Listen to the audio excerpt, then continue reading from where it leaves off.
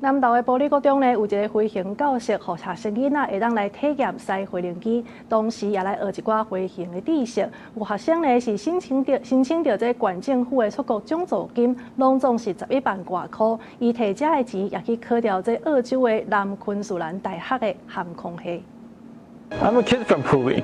My dream was not in textbook. 自细汉就喜欢飞行机，就算南投无机场，嘛会专工拼去桃园机场看飞行机起降的南投囡仔洪依丽，透过南投政府补助学生出国学习奖助学金，申请到11外万的钱，出国去学英语。为着飞行的梦想，伊嘛考调澳洲的南昆士兰大学的航空系，一步一脚印，走向伊想要爱的未来。 我有看到一部纪录片，记录飞行员飞到环境很艰难的南苏丹，去帮联合国运送救援物资。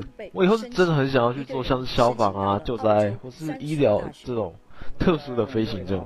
自南投的保利国中，有一个飞行教室，互同款有飞行梦想的学生啊，会当去体验驶飞行机。来，就维持这样哦，先让它下去，专注做好每一件事情，自然而然你就可以完成这个动作。1点钟的课程，有当时要超过2点钟。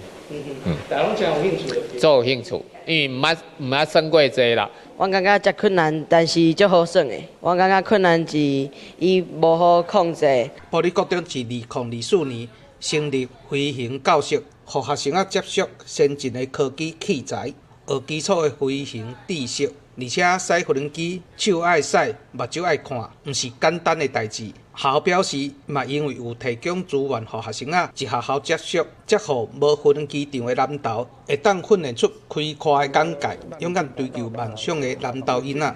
记者杨秀南投报道。